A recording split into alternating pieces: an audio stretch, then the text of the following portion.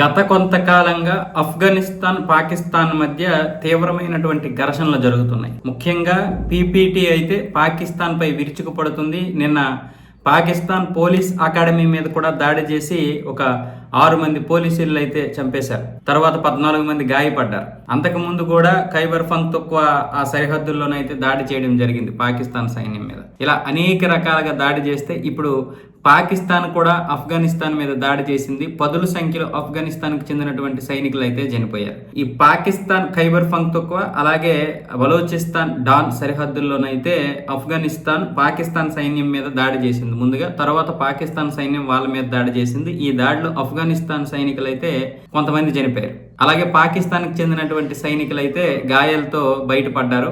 వీళ్ళు ముందు జాగ్రత్తగా అన్ని చూసుకున్నారు అనమాట. ఎందుకంటే ఆఫ్ఘనిస్తాన్ దాడి చేయబోతుంది అని తెలుసుకొని ఇవన్నీ జాగ్రత్తగా చూసుకున్నారు. ఎందుకంటే అప్పటికే పోలీస్ అకాడమీ మీద దాడి చేయడం వల్ల సరిహద్దు ప్రాంతాలన్నీ కూడా కట్టుదిట్టమైనటువంటి ఏర్పాట్లు చేసుకుంది పాకిస్తాన్.